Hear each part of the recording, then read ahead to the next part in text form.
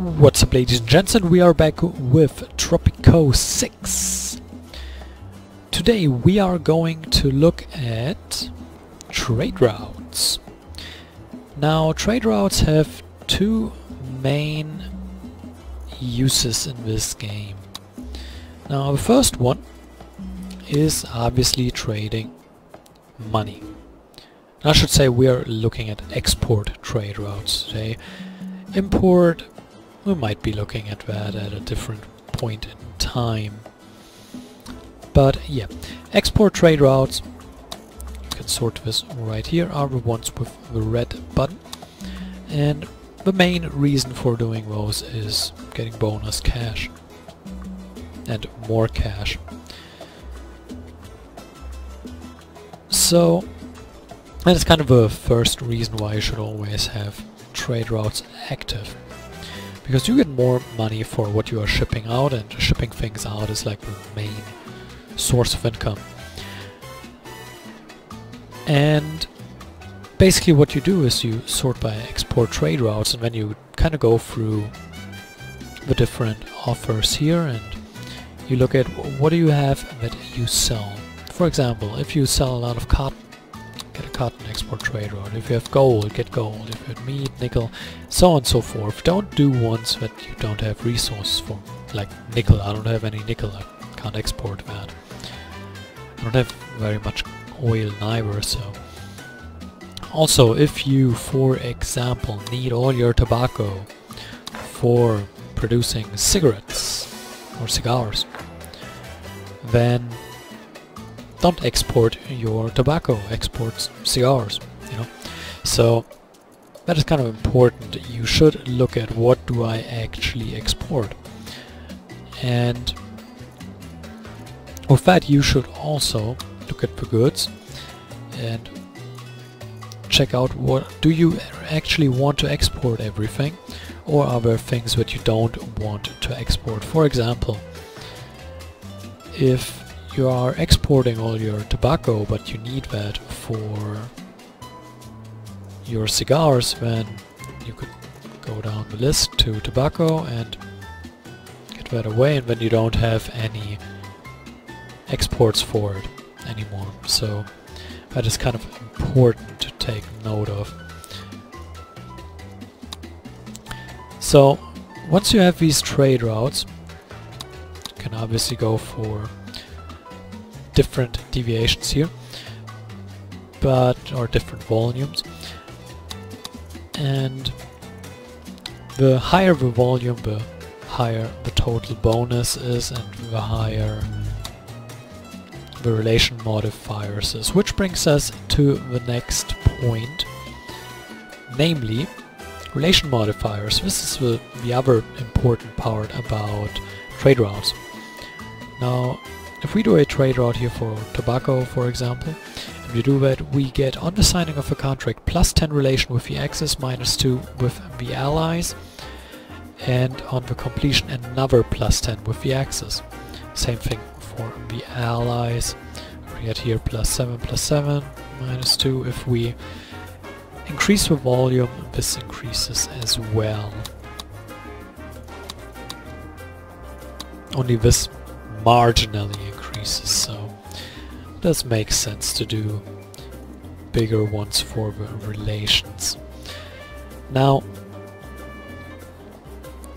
as you can see right here, you have multiple trade routes that you can buy the license for, up to 10 in total. I had to count. I was thinking it was 10, but I wasn't quite sure. So basically what you can do is pick 10 different trade routes.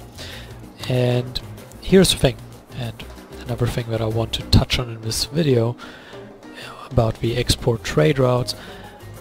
First of all, use them for money. You get more cash for your exports, which is good.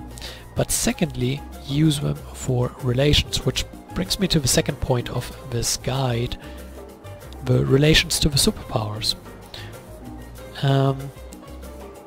You might be wondering, well, I'm constantly exporting to the Axis and the Allies don't like me very much and they attack me and I don't want that.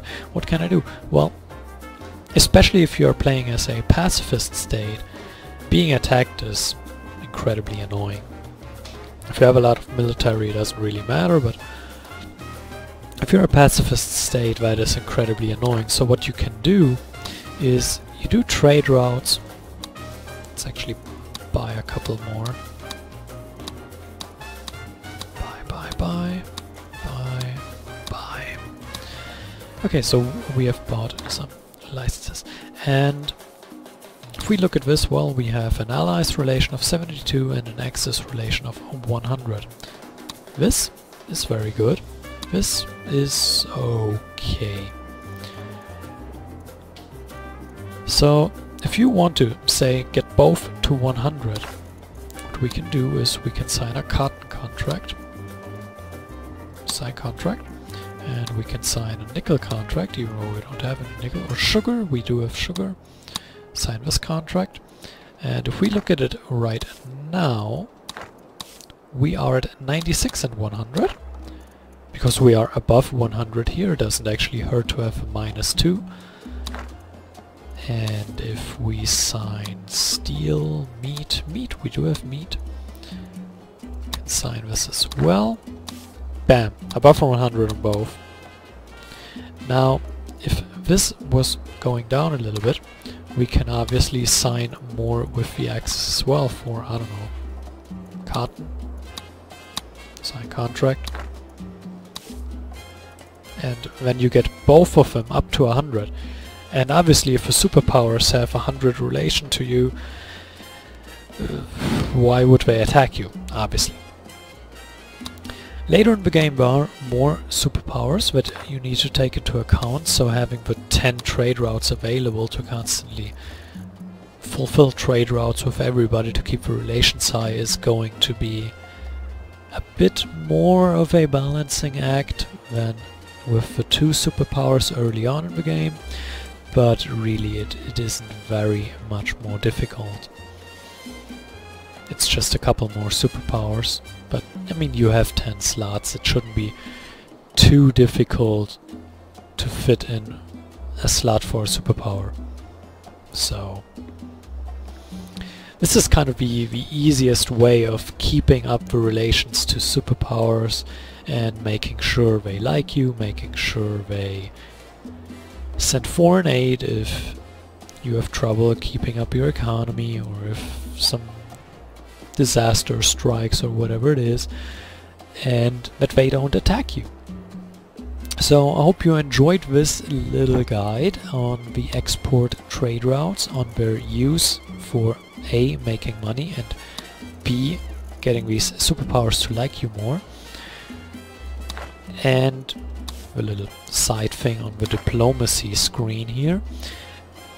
And I hope you can implement this in your gameplay so that you don't get attacked too often.